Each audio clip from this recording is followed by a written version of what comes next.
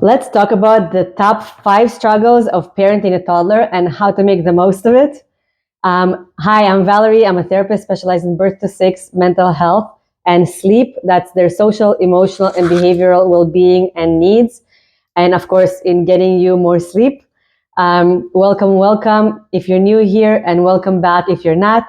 I'm really happy to have you here. Today, we'll talk about the top 5 struggles of parenting a toddler and how you can make the most of it. And of course, because I just love talking about their brains and their development, most of these struggles will be about that.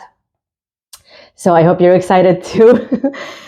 So first, you're dealing with someone whose brain is still developing. I'm guilty of this too. Sometimes, especially if you have like a really smart toddler or a really expressive toddler, or they're hitting their milestones in all other areas, it can be really easy to fall for thinking that their brain also operates the same as yours, when it's actually very much in development, and it will continue developing for quite a while longer.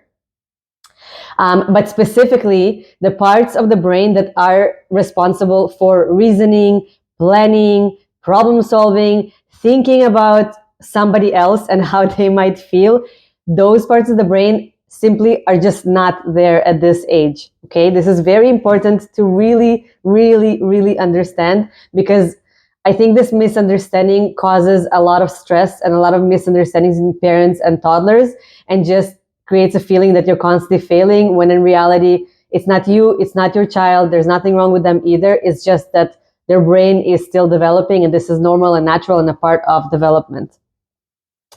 For example, your toddler does not care if you are late to work in the morning. It's not going to help telling them how late you are to get them to get ready and get out the door. So telling them that is frustrating and really pointless. But how to make the most of this situation?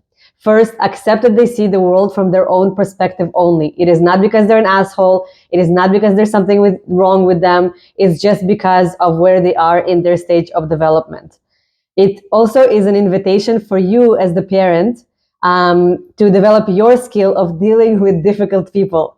If you ask me, there is no one better to equip to deal with really difficult and unreasonable people than an experienced toddler parent. So you might be learning really important just life skills in general when you're parenting them. The fact that their brain is still developing also means that everything is much slower than your adult brain does things, okay? So this can mean that it can take them longer to get out the door in the morning, for example. When you're a busy parent with things to do and places to be, dealing with someone who is constantly slowing you down is hard, okay? Parents nowadays, we have endless amounts of things to do on top of work, on top of housework. It just doesn't end.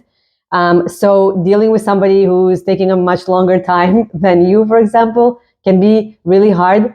And it's hard not because you're doing it wrong, it's hard because it actually is really hard. Okay? Our society, our environment, it's not designed for people with babies and people with toddlers.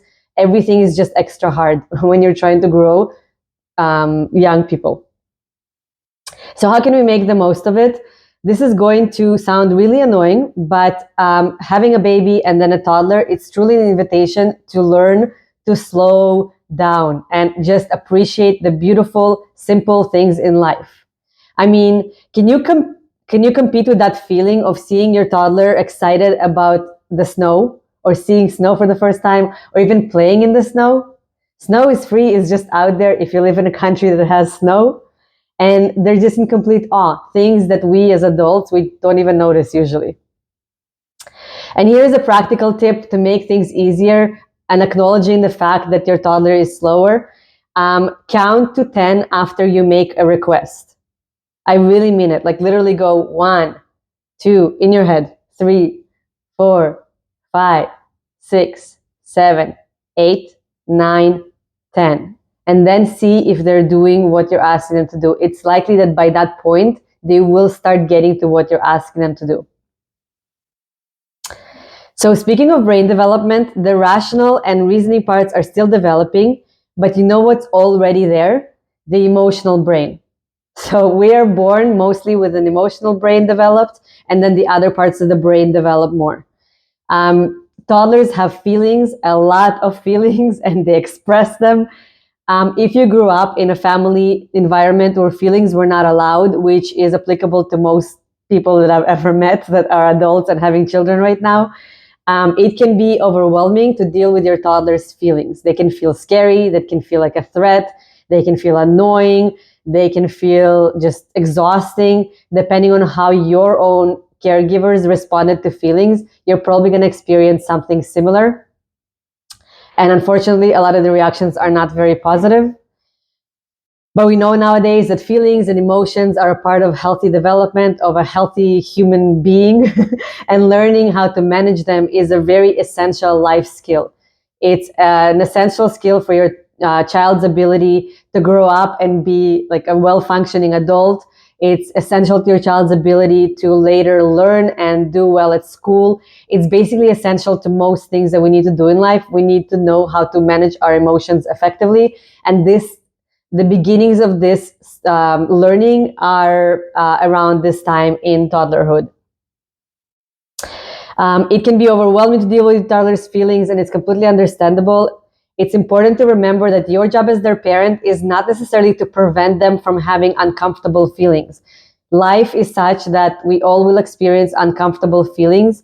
Instead, what I would recommend as a child and family therapist is focusing on supporting their feelings and allowing them to have whatever feelings that they do have, but learning to express them in healthy ways. So in ways that don't hurt other people, in ways that don't necessarily cause them trouble in life. So how to make the most of this fact? Do you know what is the best way to help your child learn to manage their emotions? If you guess that it's for you to learn to manage your emotions, you're right. And this is both the good news and the bad news, because it's not easy to realize that it's actually our responsibility, and to really kind of look within ourselves as the source of what we need to do. It can be hard because it requires you to look at parts of you that still need development.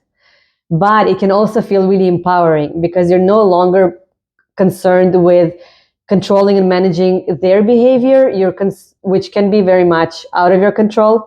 You're more focused on things that are in your control, which is your own growing and your own development and your own learning. And that is a huge gift that you can give to your child. Little kids, they really show us where we need work. Yeah, it's hard to feel and to see, but it's also an opportunity. A while ago, I was listening to a podcast, and I heard someone describe having a baby or becoming a parent as personal development on steroids. And it just really stuck with me because it truly is how it feels.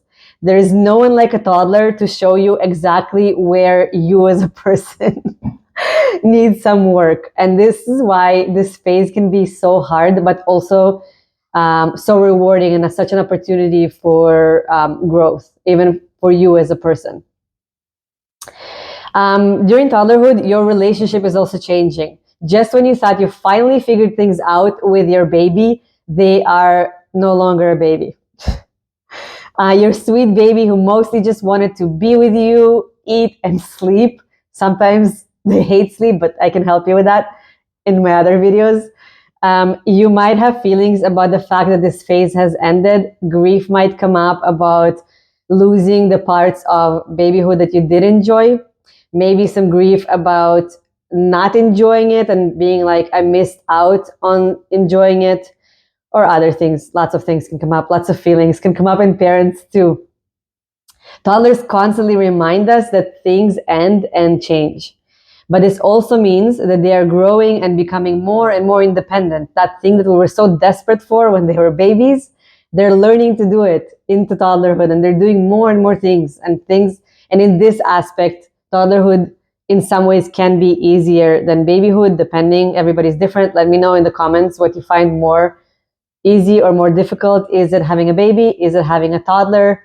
Maybe it's parts of having a baby that you find easier or harder, or parts of having a toddler that you find easier or harder. Let me know in the comments. Toddlers also typically sleep better. If you have a toddler who's still not sleeping better, get in touch with me. or watch my other videos. So how to make the most of this phase? Toddlers remind us that everything ends, changes, and passes. So we have the opportunity to try and savor those parts that we're going to miss maybe, and love and enjoy. I know for me, I only really connected to this once I had my second child, and once I've been through it, the process the first time, and really truly realized that all of those things end. When you first have a baby or when you first have a toddler, it can feel like things will never end. Um, but everything passes. Every single thing passes. Speaking of becoming their own person, they also begin to demand things, and sometimes you have to say no to their demand.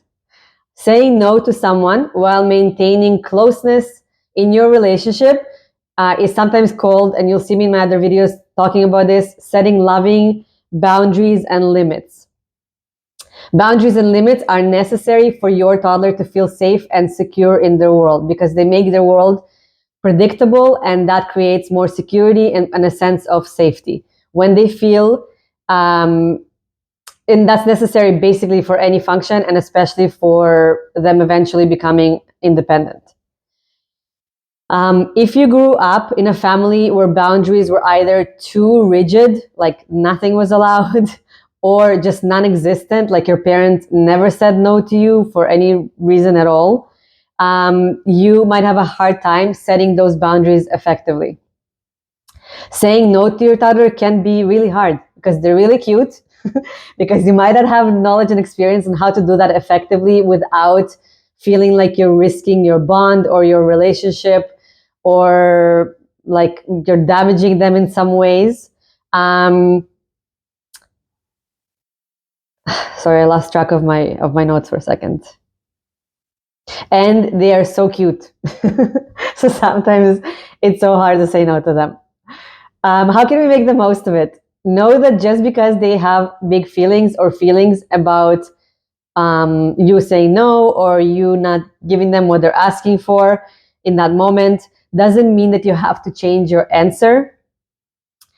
And it also doesn't mean that they're not allowed to have feelings about it. Okay, so stay with me. You can accept how they feel. So we want all the feelings to be accepted, because this helps them learn to accept themselves.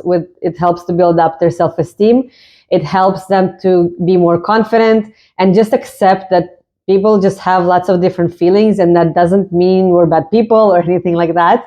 And it can help them accept how they feel, while still helping them learn to basically be like functional members of society, and managing those feelings in healthy, helpful ways, while still maintaining your boundary. So someone having feelings about, or your toddler having feelings about you saying no, is not a reason to say yes instead. You can instead focus on helping helping accept their feelings, letting them express their feelings, being validating and supportive, while still maintaining your answer, which might be no. Let me know in the comments, what's your biggest struggle when it comes to parenting toddlers? I'd love to hear from you. And if you enjoyed this video, please subscribe, hit the bell, comment, like, share, tell someone else about it. And I think that's it for our video today. I wish you sweet cuddles and dreams, and I hope to see you next time.